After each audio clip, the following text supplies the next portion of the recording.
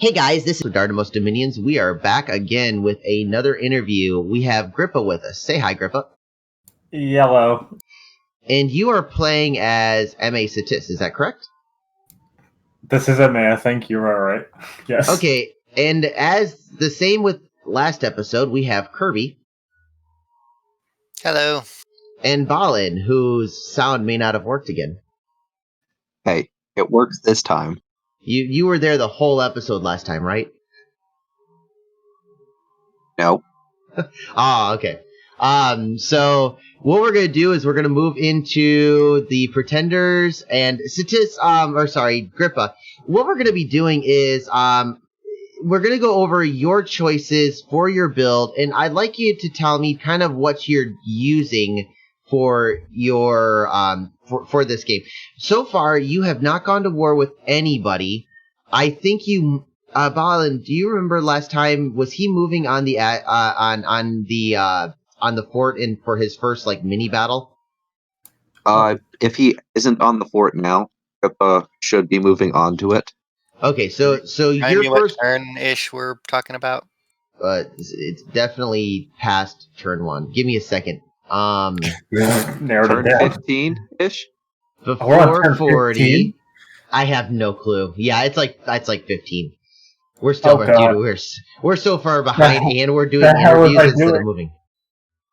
You guys are doing like 2 turns a day. I'm like we're doing 2 turns an episode, and we've only got 3 days to do it. So, good news is you'll be able to watch these. I should probably go end the turn so Ballin doesn't bust my balls again. Yeah, it's like you and one person. Please don't. I'm pretending like I'm making mistakes. Oh, I didn't end the turn? I'm so sorry. You son of a bitch, that's what's up. Absolutely. Dang it, he's in here. Yeah.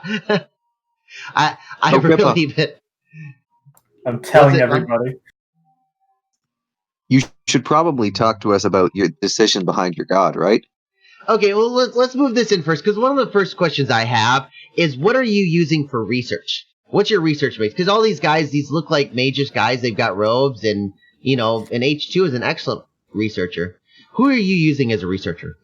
Alright, so, long story short, almost everything I'm doing as Satis has been stolen somehow from Ballin. And all I remember is in the Sorrow Blitz that Lucid is currently uploading, he had a lot of these shamans. I realized that was early age, but I'm like, hey, it's the same unit in middle age, and they're all Astral 1, Nature 1s. And as I have learned, Astral Communions are something that exist in Dominions. So I have 1 billion of them, and I'm using them for research. Now, just to clarify, did Balin is that series ended? Because I don't want to give spoilers. We're on the AAR right now. Yep. Okay, so we know the fight between Lucid and Balin? Yeah. Okay, so let me ask you this, Balin. After that game, it's EA. Would you have stuck with these guys in EA? Well, you don't have a choice in EA. It's either a shitty Death 2 mage or these guys. Okay, so in EA, these are the right ones to go with. Now, looking back in I think we're on turn 30. Would you have stuck with these guys as your researchers, Gripa? I think right now it's turn 39, and I currently have 450 RP a month, and that's with all of my a lot of mages going up north. So, I would think so. They're cheap and like they're really easy to mass produce, which has been nice. I've kind of transitioned into building more Marsh Masters, and would love to have more of them around, / a higher death gem income to twice spawn them like you're allegedly supposed to do. But so yeah, I think I'd keep up with what I'm doing now. What's amazing, Gripa, is you sound like you're unsure of yourself, but I know for a fact that you've taken the game off of Balin at least once. I got to watch some of it. I have both of my victories in Dominions.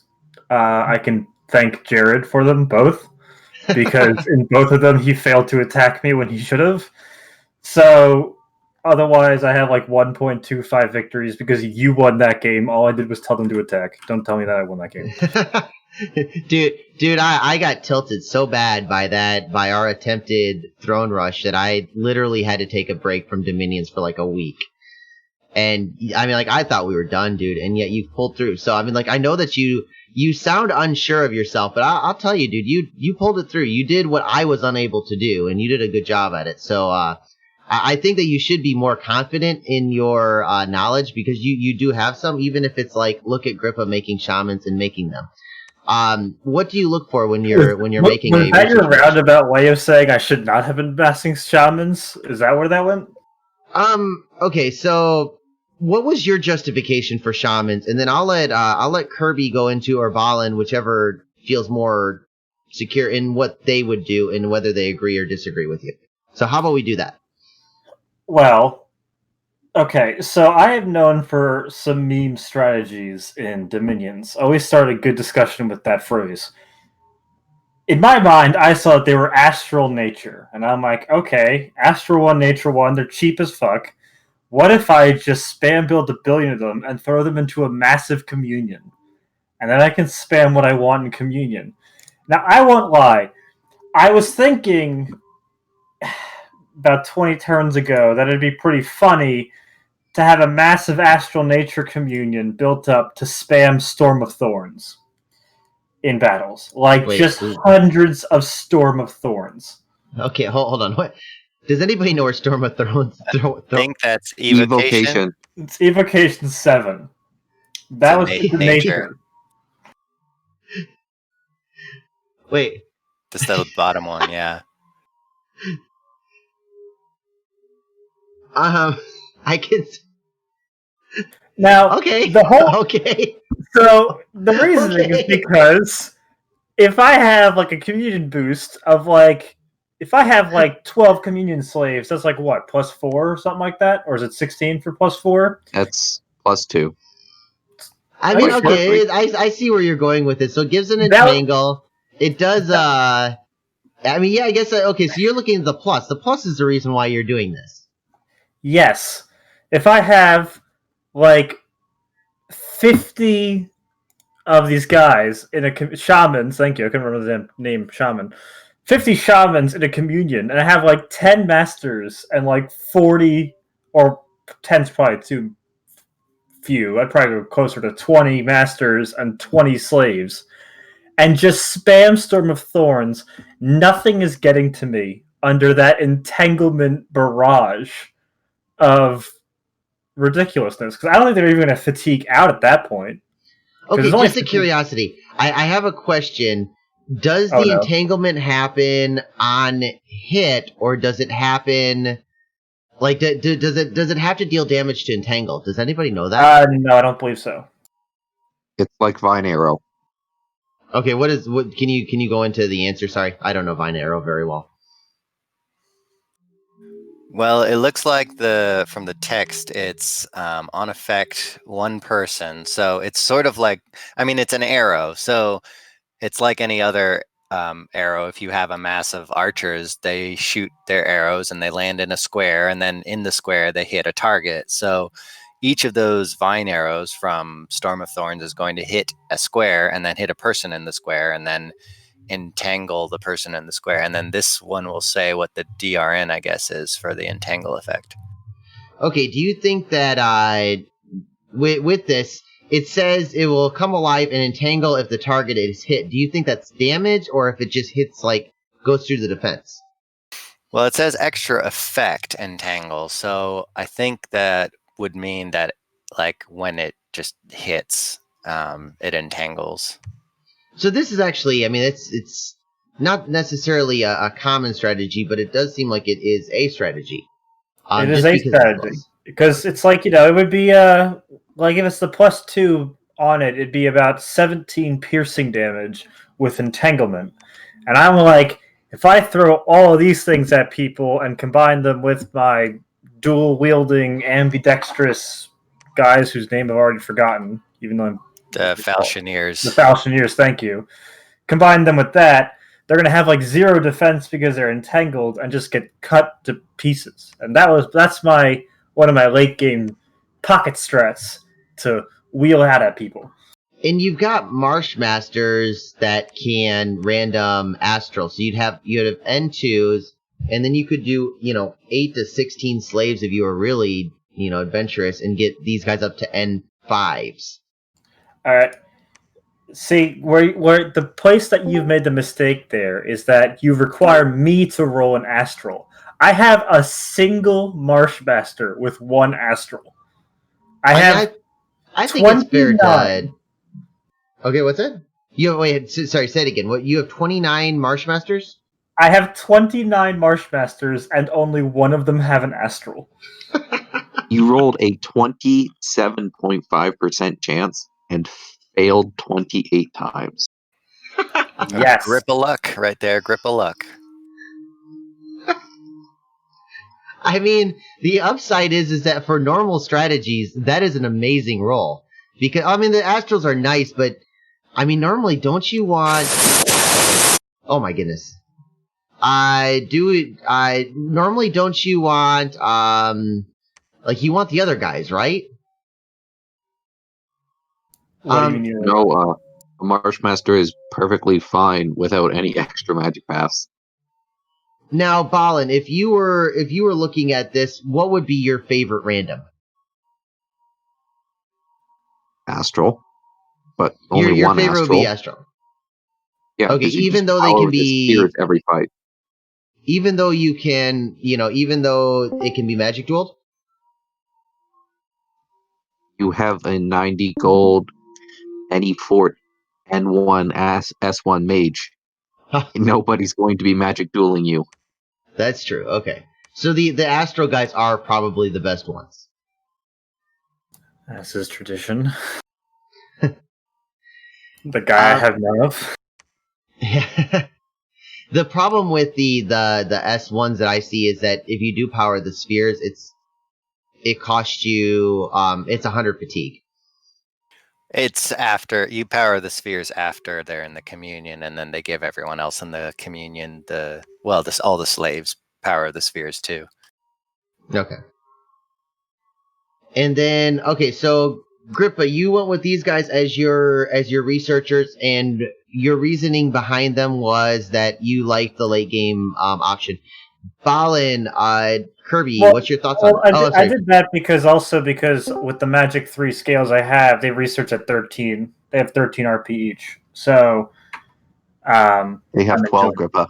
I have no idea why they all have 13. Oh, you know why? Because my god is here with the +1 inspiring researcher. That's why. So they're at 13. That actually works out really well. I'm not gonna lie, that's actually a pretty good strat. I like research. After having new castings show me that research is nice, I almost always overdo research. You're turning a 9 research chassis into a 13 research unit before any item. So that's, you don't put any items on there, and you're already almost giving a 50% boost. Yeah. So Ballin and Kirby, what were the what would you think about this? What would be your choice on researching mages? He doesn't have another choice. It's either the Marshmaster or the Shaman. There's no one to pick. Okay, so why would you go with the Marshmaster instead? I mean, if Gripa is rolling in money, sure, pumping out Marshmasters for their 17 research points would be great. But I doubt that by turn 16, Gripa has hundreds of gold to spend on mages. Which would be 21 research per mage, if I recall correctly, based on what Gripa was saying. Now, would you so the ideal is to go with Marshmasters, but Shamans work in a pinch then? Yeah. Well, it's more than just working in a pinch. I mean, I wonder, I'm not particularly good at numbers crunching, but they might be more gold efficient long term per research point because not only are they cheap to recruit, but they're also sacred, which means their upkeep is like probably a quarter. Oh, your stream dropped out. Yeah, sorry, dude. Let me get my. So you said they're a quarter of what? Sorry. The upkeep, probably. Cool. You guys should be able to see now. Okay, so Grippa, when you went into expansion, what was the unit that you were using for expansion, and would you use it again? I was using the Elite Warriors, and it proved me well until it suddenly didn't with a billion, what's it called, cataphracts that decided to surround me. So I had to throw in some actual. Oh, good what would you use to deal with those cataphracts? Looking back with hindsight. I probably would have tried and thrown in some more Sobek Warriors, because the issue is that a lot of the cataphracts were in my cap circle, so I couldn't really get the resources I wanted right off the bat. So I was stuck with these 9 resource guys. I would have liked the Sobek Warriors to throw at them, because they would be able to survive the BS. So instead I had to throw in some Falchineers in order to help them, I think, going back to it. Now, what was your reasoning for the Elite Warriors? What do you like about the Elite Warriors? They were cheap, and they had they had 2 attacks, so they were really good at clearing out militia, or theoretically they were supposed to have some pretty bad rolls for routing with that. But they have a 20 piercing attack and also a 13 damage slashing bite. So both of them were really fantastic to have. They would basically mulch through things. The 9 morale was a problem, but you do have the Taskmaster, which gives them +2, so 11, which is, standard, which would be higher than my Falchineers, which would have 10. But they still ran away a couple times on me, so that was fun. Dude, you had some really bad luck on some of the expansion stuff too. Okay, so moving on to that, what was your pretender? What pretender did you go with? I have Quis Custodiet Ipsos Custodes, the Great Sage. It's Latin. It's Latin. Okay, it's Latin. The Great Sage. Okay, I thought you were having me look through one of these guys. No. That was the full name of the actual what I typed in, and it's the Great Sage. Okay, what did you go awake, dormant, or imprisoned? Imprisoned. Okay, and then what was your bless? Here we go. My bless was, let me double check what it is in the game just to double check. Morale +1, solar weapons, shock resistance +15, fire resistance +10, and magic resistance +1. Okay. Let me give myself enough points that I can play with this a little bit. So you said solar weapons. Solar weapons, yes. Okay. What's the next one? Shock resistance +15. Let me double check. I think it was through it was just through major minor shock resistance. Okay. And then major fire resistance. Okay.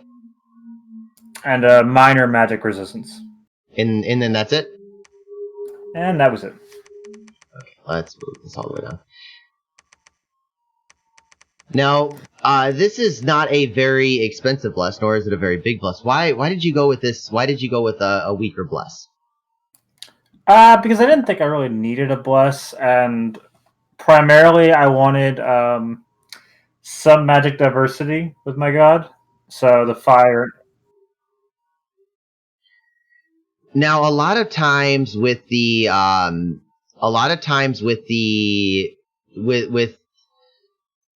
in the Dominions meta right now, what happens is solar weapons is not very popular, nor is it very strong. So what I do is not a lot of people take it. So what is the reason that most people don't take solar weapons, either Ballin or Kirby? Do you want to take this one?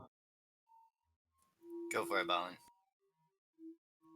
Well, it's a separate damage that's a value. So when you attack, it rolls 2 different damage values, and each of those damage values rolls individually against the prot. So solar weapons is only 3 AP, which means unless you're fighting undead, it's only going to get through militia level armor. When you're fighting undead, it can get through. You're making me do math. I believe it can get through a lot. It can get through a lot more, and it can be nice when fighting hordes of undead from Scalaria or Ermor. So when it But says 3 the AP... main question is, why take a bless at all on Satis, Gripa? You have the temple-trained serpents, which are awful, and you have the Sobek size 4 swamp guard, which are max 1 per turn, and just not great. And then the Satis 18 protection dudes. Basically, as a possible response to anything, really. That Ermor or Solaria could throw at me that I was concerned about. I have had still nightmares about fighting Lucid's Ermor, and I didn't want it again. So that was my response.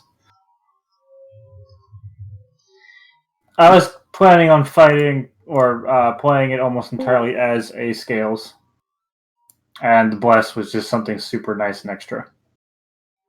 We are just joined with Saquenay, and we're talking about solar weapons. Saquenay, what's your opinion on solar weapons? Saquenay. Hey guys. I love solar weapons. Oh, wait, God. what? Okay, are you being sarcastic or are you being actual? I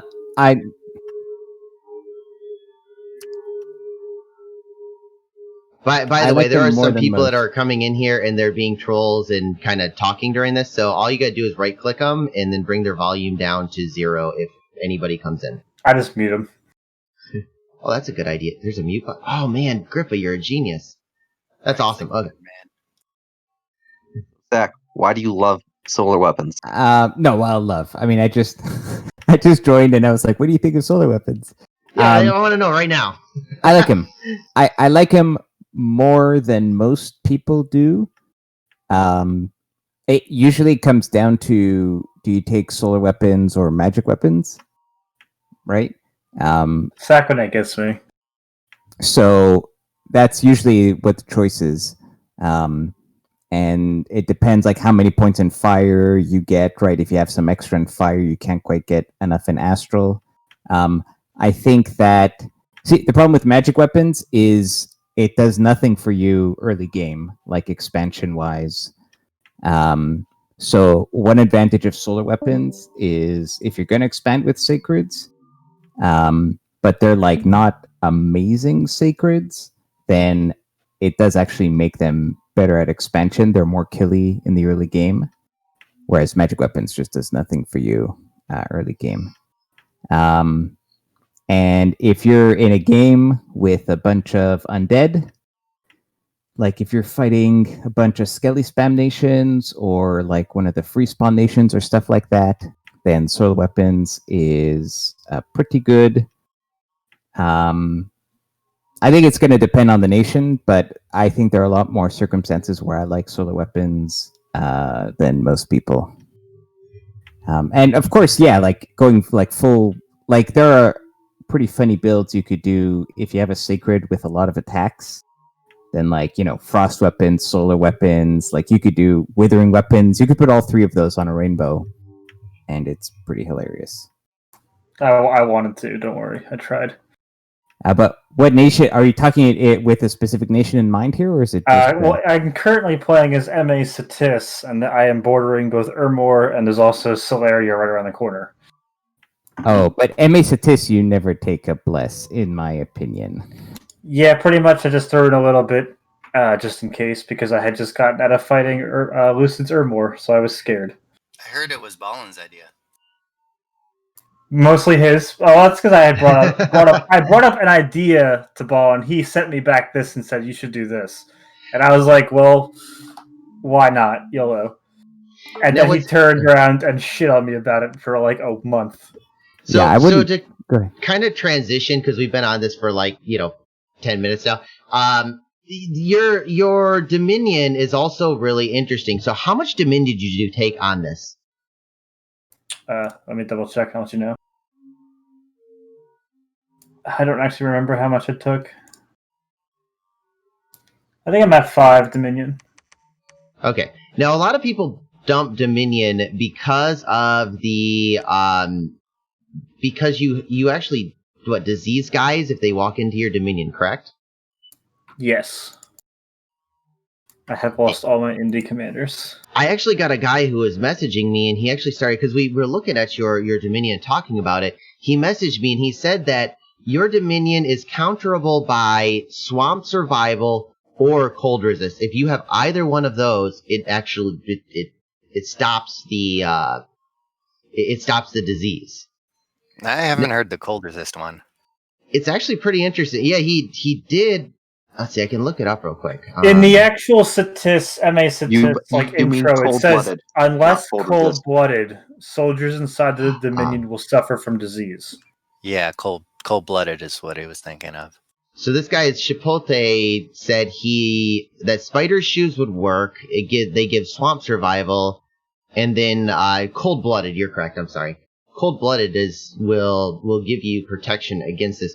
What are your plans for Indy? Because I know that you said that you got your favorite mercenary guy, and you do know that he is neither of those, right? He is somehow still alive. I have my favorite Heir to Indie guy that I've just been kind of running around.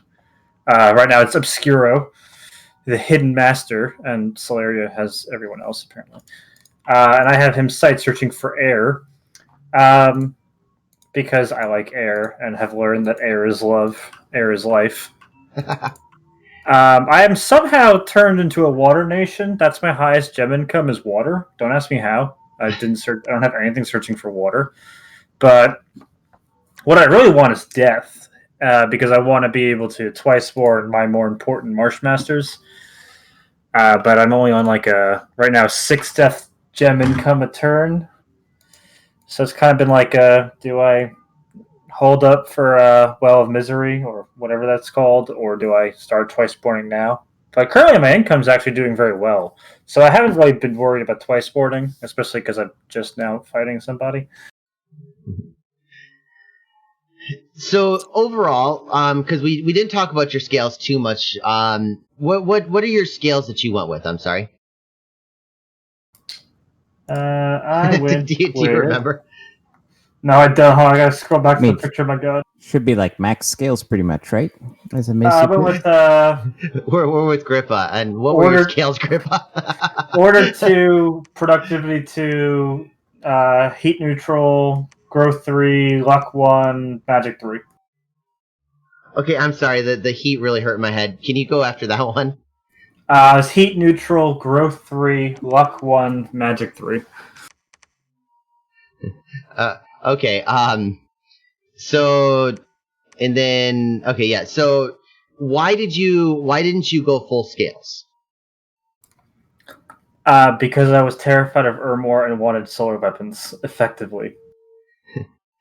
But Okay. why? So, all right. So, but you only have like a handful of sacreds, right? As MA Satis. We brought guys. this up. I don't know if we get an answer though. Yeah. Well, Uh, Satis got a facelift kind of recently, where they grabbed a third sacred. But did they? yeah, They get the snakes, the temple training snakes, right? Oh. yes. But actually, my main other question there is why not Heat 3? That feels like that was my a question. must, especially for a cold. I mean, honestly, I think it's a must for any human-sized nation, but in particular, if you're cold-blooded, that seems really key. Plus, it gets you extra scales. Did you You're catch not it, wrong. Gripa? Okay. Yeah, he's not wrong. I actually don't know why I did not go Heat 3. Yeah, I think that might be just an oversight, maybe when you were making it. might not I have might thought have about it at definitely the time. intended to do that and just totally forgot to. Yeah, that might just be what it is.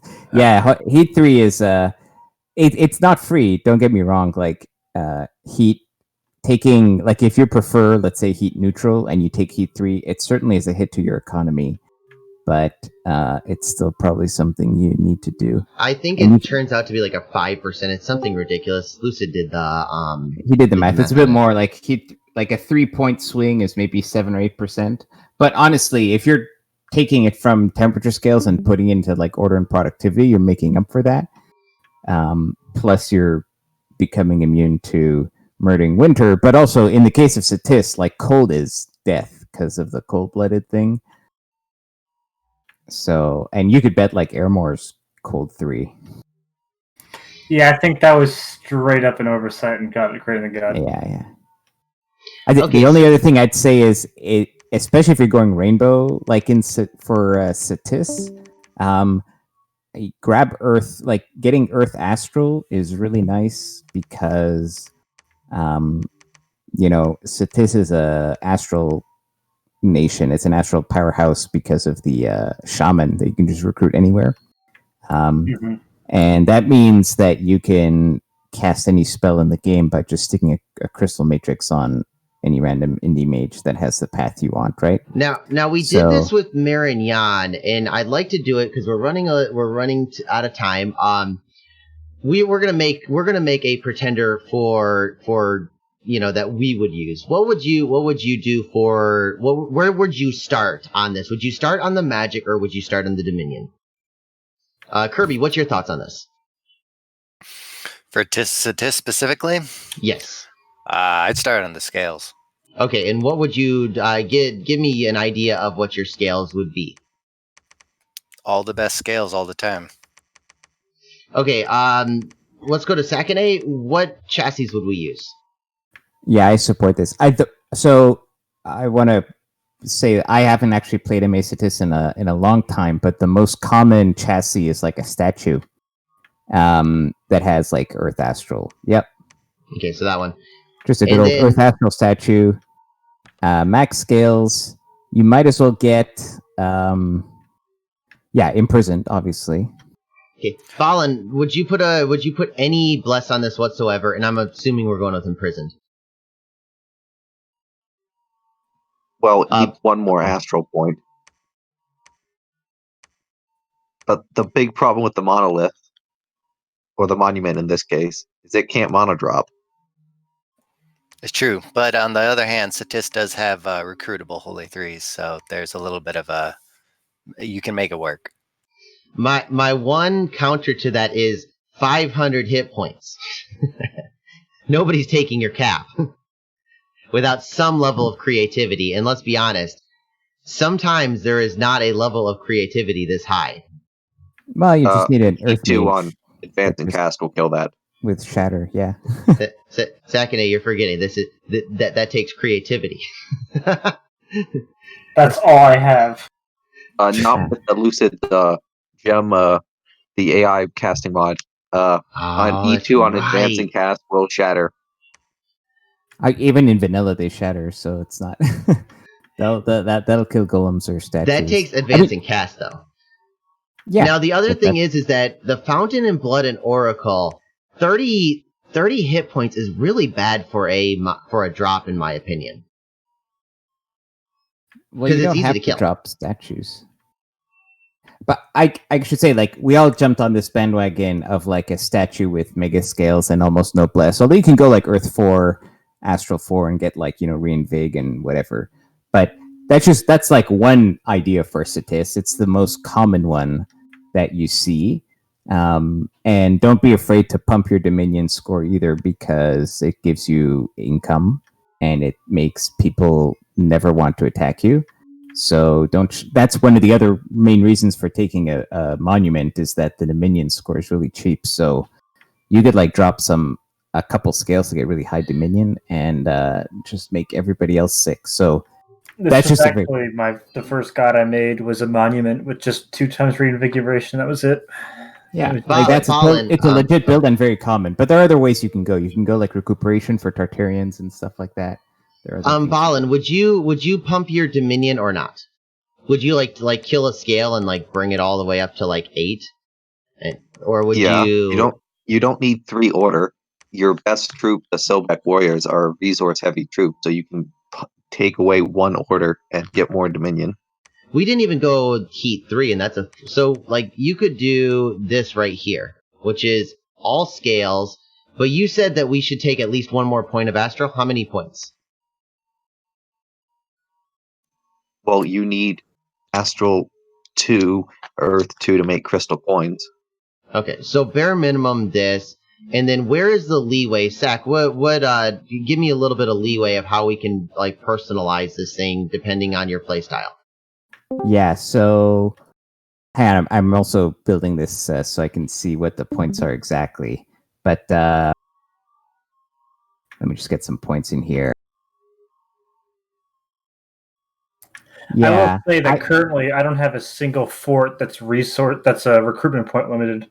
I'm only resource limited. So, all right, so I see here if you're doing with this monument, with this Sphinx or whatever, I see that you could do order 2, just as an example, but you can tweak this. But I can get Dominion 8, order 2, productivity 3, heat 3, growth 3, magic 3, luck 3, imprisoned, with 4 in earth and 2 in astral, which would give you 2 reinvig, which is nice for like your shaman and stuff like that, right? You were saying like 4 earth, sorry? Yeah, just because might as well get a bit of, you don't have that gives you earth access. It allows you to make just forge items, but also I think it's worth it to get 2 reinvig on cold-blooded sacred mages. I think that's nice. 8 Dominion is nice. I mean, this is like one extreme way to play Satis. That's just like a bajillion elite warriors, strong economy, ton of astral mages, right? It works, right? That's one way.